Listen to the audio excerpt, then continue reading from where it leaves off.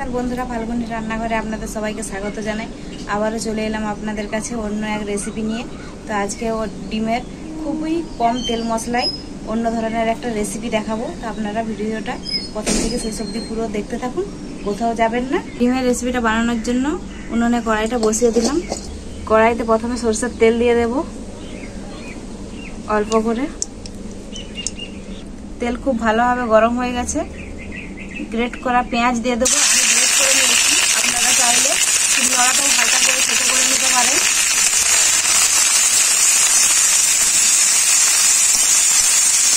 Great করে দুটো কাঁচা লঙ্কা দিয়ে দেবো ঝালের জন্য।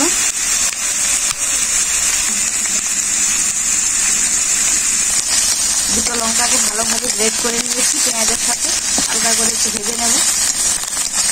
গ্রেট করা রসুন, আদা,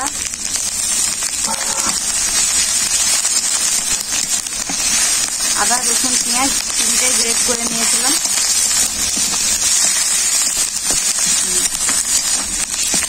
টমেটো পেস্ট,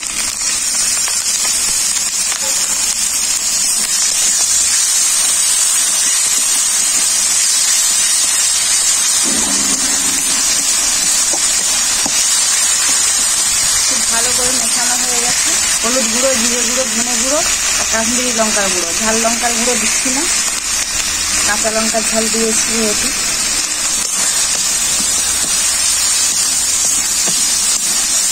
অল্প করে একটু জল দিয়ে দেবো।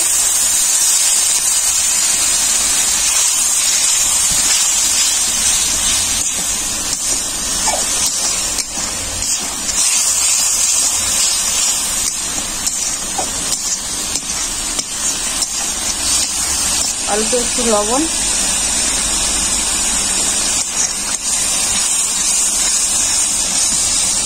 ভালো করে মশলাটাকে কষিয়ে নেব।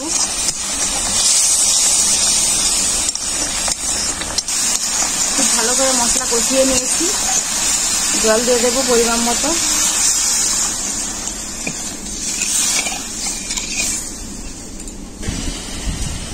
বেগুনটা ছোট ছিল, একটু বড় হয়েছে, আরো বড় হবে। এখন তুলবো না, আর একটু যখন বড় হবে তখন এটা তুলে নেব।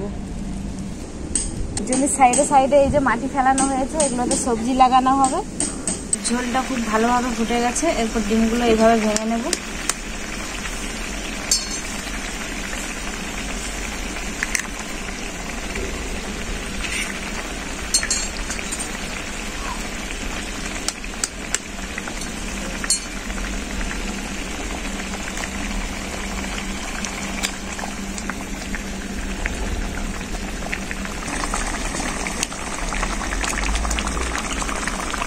চারটে ডিমকে একইভাবে দিয়ে দিয়েছি। এরপর ঢাকা দিয়ে কিছুক্ষণ ভাপিয়ে নেব। এরপর ঢাকাটা খুলে নেব। উপর থেকে গোটা গরম মশলাকে বেটেছিলাম শিলনোড়াতে দিয়ে দেব। আবার কিছুক্ষণ ঢাকা দিয়ে রেখে দেব। এরপর ঢাকাটা খুলে দেখে নেব। আমার ডিমের রেসিপিটা একদম রেডি হয়ে গেছে। এরপর নামিয়ে নেব।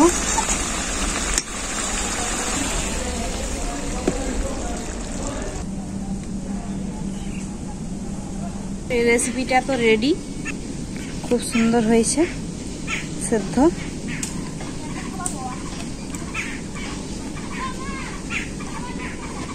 দেখলেই বুঝতে পারবেন।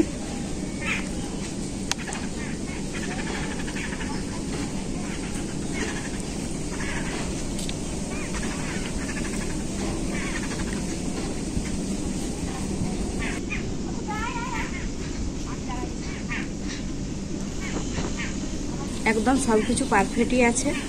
নুন মশলা সব কিছু ভালোভাবেই ঢুকেছে ডিমের মধ্যে। খেতেও কিন্তু অসাধারণ লাগছে রেসিপিটি। তো আপনারা কে কে এই রেসিপিটি বাড়িতে বানিয়ে খেয়েছেন আমাকে কমেন্ট করে জানাবেন। আর যারা যারা এখনও খাননি এই রেসিপিটি, আপনারা অবশ্যই বাড়িতে বানিয়ে খেয়ে দেখবেন, ভালোই লাগবে। তো রেসিপিটি কেমন হয়েছে আপনারা কমেন্ট করে জানাবেন। ভিডিও ভালো লাগলে লাইক, শেয়ার, সাবস্ক্রাইব করে দেবেন। আপনারা ভালো থাকবেন, সুস্থ থাকবেন।